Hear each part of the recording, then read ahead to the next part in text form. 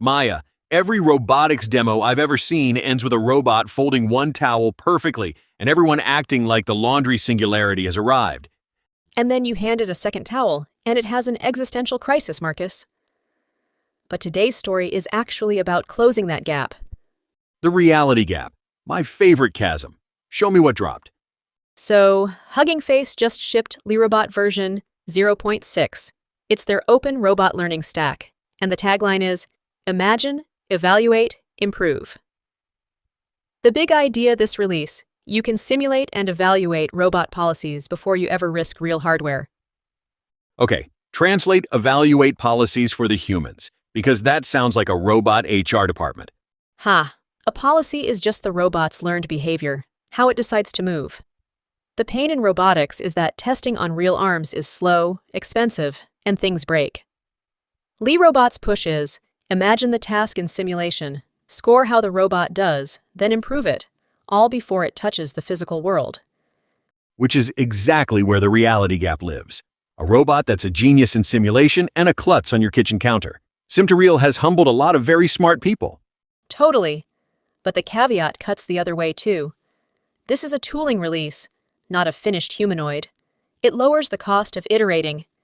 It doesn't magically close the gap. It just lets more people take a swing at it. And more people is the actual headline, Maya, because open robot learning only matters if regular developers can get their hands on it without a lab full of hardware. Right, and Hugging Face made moves there this week beyond robots. They rolled out one-click deployment from Hugging Face into Amazon SageMaker Studio, and their models are now available on Microsoft's Foundry Managed Compute. So the pitch is, pick a model, click, and it's running on the big cloud platforms. Less plumbing, more building. Exactly. For an embodied AI developer, that's the boring but crucial part. You still need somewhere to actually train and serve these models. Fewer steps between an idea and a running system is how you get more shots on goal. The caveat, as always, convenience on a managed platform means you're renting someone else's compute. But for most teams, that trade is worth it. And speaking of compute costs, that's where the money's moving too. AI chipmaker SambaNova just raised $1 billion at an $11 billion valuation, 5 months after their last mega round. $11 billion. And TechCrunch notes Intel was reportedly sniffing around to buy them for about $1.6 billion not long ago.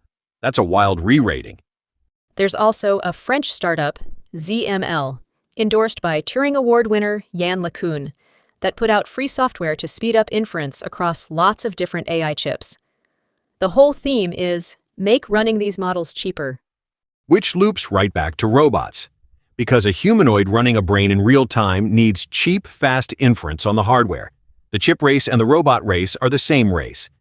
The caveat there, $1 billion valuation is a bet on demand, not proof of it. These are still promises about where the market's headed. So here's the through line today. Robotics is quietly shifting from flashy one-off demos to open tooling and cheaper compute. The unglamorous plumbing that actually closes the reality gap. Demos get the applause. Infrastructure does the work. If you want the AI news that matters minus the hype, subscribe. This is your daily AI beat.